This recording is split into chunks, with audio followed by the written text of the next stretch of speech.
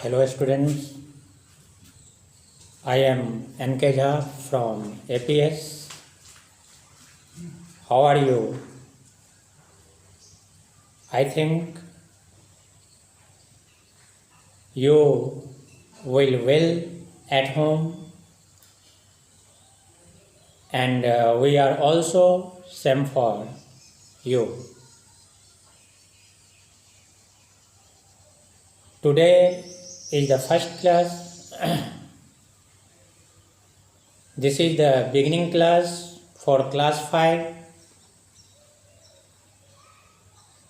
So the first chapter we have to start from the sentence. So at first we have to know what is sentence. हम लोग बच्चे से पढ़ते आ रहे हैं कि sentence means sentence is a group of words that makes a complete sense. complete sense का मतलब पूरा अर्थ. जिस ग्रुप ऑफ वर्ड से पूरा वर्ड का कंप्लीट सेंस मतलब पूरा अर्थ निकले उसको हम लोग सेंटेंस कहते हैं. That means a group of words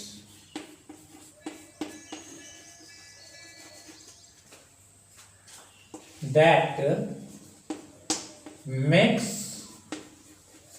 a complete sense.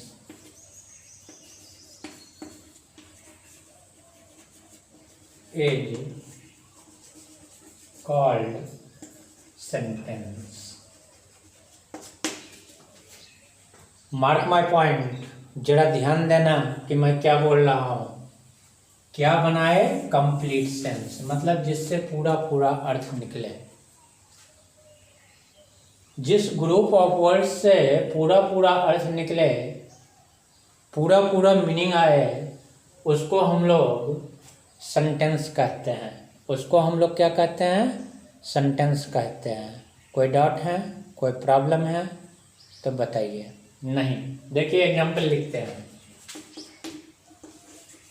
Ram eats a mango. Number 2, I am writing Ram eats. मैंने क्या लिखा? Ram eats a mango. एक एग्जाम्पल है. दूसरा हमने क्या लिखा? Ram eats. अब Ram eats a mango जब हमने लिखा तो जरा देखिए कि ये एक सेंटेंस बन गया. तो हम लोग इसे सेंटेंस कह सकते हैं. ये क्या हुआ? हमारा सेंटेंस हुआ. वैसे according to standard 5 you can tell also this one subject but sorry this is sentence but I mean to say this is not sentence because it doesn't give the complete sense. Ram its का मतलब राम खाता है. क्या खाता है? पता नहीं. So this is not complete meaning. This is not complete sense. So I mean to say this one the cloud. तो ये ऊपर के क्लास में पढ़ेंगे बट यहाँ देखिए कि कंप्लीट मीनिंग जिसका आ रहा है वो सेंटेंस हुआ. जिसका कंप्लीट मीनिंग नहीं आता है वो सेंटेंस नहीं होता है. क्लियर? तो always a group of words that makes a complete sense. It's essential. It's the concept. It's the trick. कि complete sense जब आए तो वैसे सेंटेंस को हम लोग सेंटेंस कहते हैं. ओके? तो there are 4 kinds of sentence. Sentence कितने तरह के होते हैं? 4 तरह के. According to the standard of class 5 we have to study, we have to read 4 kinds of sentences. Number 1, there are 4 kinds of sentences. There are 4 kinds of sentences. Number 1,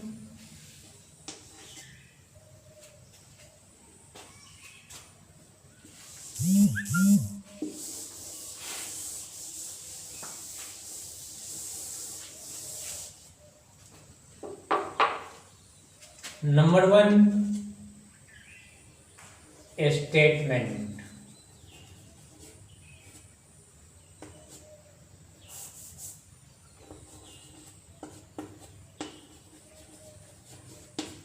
A statement. Okay, तो statements क्या होता है? That means statement means declarative. So only you have to know the name statements.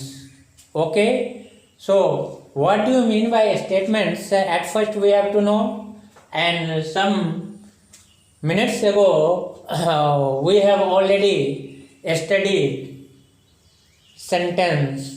Sentence means complete sentence, and we have explained through the example number 1 and example number 2 how the first example is in the form of sentence and how the second example is not formed in the sentence. मतलब पहला वाला sentence example जो था वो sentence था, और दूसरा वाला एग्जाम्पल जो था सो सेंटेंस नहीं था, वो क्लॉज था.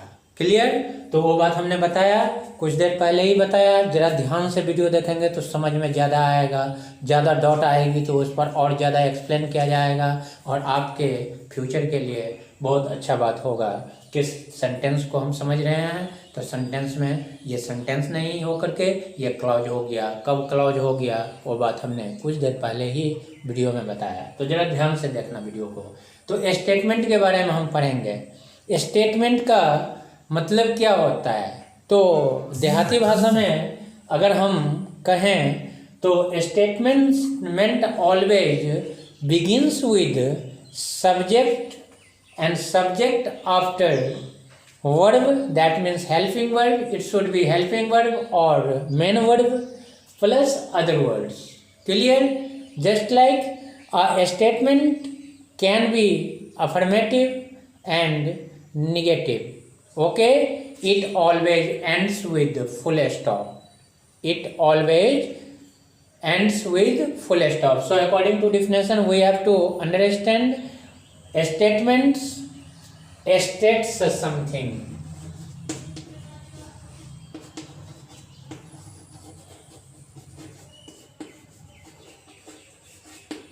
Okay, states something. Statement can be positive or negative. Statement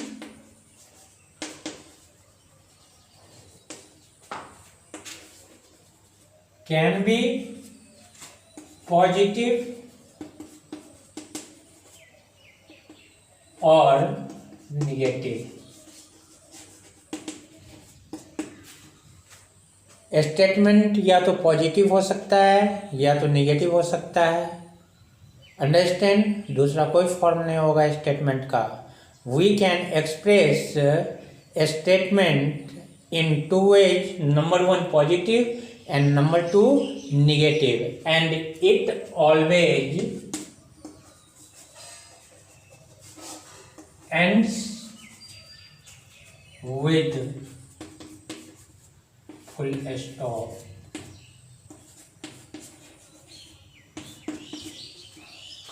Okay, it always ends with full stop. This is a major condition which is very important for the statements, and we have to apply whenever like this condition fulfill.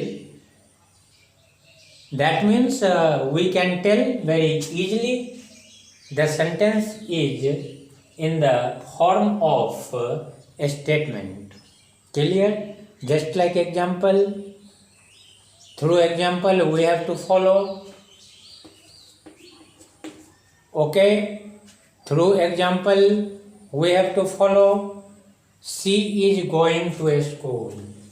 She she is going to school, mark my point, she is going to school. And इससे just कुछ minute पहले हमने बताया कि आपका statement जो है सो states something, statement can be positive, तो पॉजिटिव मीन्स सेंटेंस में नो और नॉट नहीं रहेगा तो सेंटेंस पॉजिटिव होगा, और नो नॉट अगर नेवर रहेगा तो सेंटेंस नेगेटिव होगा। तो दो ही तरह से हम यूज कर सकते हैं स्टेटमेंट को, एक होगा पॉजिटिव और दूसरा क्या होगा नेगेटिव। तो सेंटेंस हमने पॉजिटिव एक एग्जांपल में लिखा, she is going to school, वह स्कूल जा रही है, पॉजिटिव सेंटेंस है। अब एक नेगेटिव भी देखते हैं, ठीक है। इस पॉजिटिव को अफर्मेटिव भी कहते हैं, इस पॉजिटिव को हम लोग अफर्मेटिव भी कहते हैं।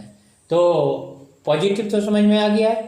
अब हम नेगेटिव सेंटेंस लेते हैं। I do not play match, I do not play cricket.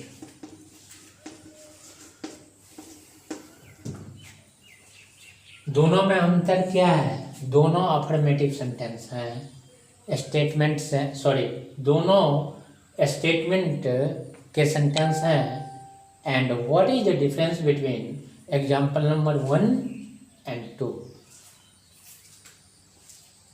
Example number 1 is related from affirmative part, that means positive part, because it is not attached with no and not. तो जब no और not से sentence जुड़ा हुआ नहीं होगा तो वो होगा positive sentence, that means affirmative sentence, और उसको हम लोग अफर्मेटिव के नाम से जानेंगे या पॉजिटिव के नाम से जानेंगे। जो एग्जाम्पल नंबर 1 जो है सो बता रहा है तो by the help of example number 1 we can trace, we can find out the sentence is going to relate with positive. Clear? Number 2, second example is attached with do not. Not का use helping verb के बाद होता है, ये बाद में ऊंचे class में जाओगे तो बाद में समझ लेना। फिर भी हेल्पिंग वर्ब के बाद होता है, हमेशा हेल्पिंग वर्ब के बाद हम नो और नॉट का यूज करेंगे। ऐसा नहीं कि इन्वेंशन करने लगे कि नो नॉट का मर्जी अपने मन से जहाँ करो लगा दो सही हो जाएगा, ऐसा नहीं होता है। मतलब helping verb must, helping verb is must if we are going to form, we are going to form negative sentence. Clear? So जब कभी भी सेंटेंस आपका नो और नॉट से जुड़ा हुआ रहेगा सेंटेंस नेगेटिव होगा, और सेंटेंस जब नेगेटिव होगा तो हम समझ जाएंगे कि सेंटेंस जो किस पार्ट से लिया गया है, स्टेटमेंट पार्ट से। If anybody ask you about the statement then you can tell statement states something. A statement can be positive or negative, and it always ends with full stop. That is the perfect definition, perfect concept of statement. Clear? या फिर declarative, दो नाम हमने दिए, statement या declarative, दोनों एक ही आदमी का नाम है, एक ही सेंटेंस का नाम है। आप डिक्लेरेटिव बोल लो या फिर स्टेटमेंट्स बोल लो, दोनों का एग्जांपल दिया, एग्जांपल के माध्यम से समझने की कोशिश करेंगे। Have you any problem after seeing videos, after watching videos, then you can ask me without any hesitation and I will try to make out such kinds of problems. Okay, thanks.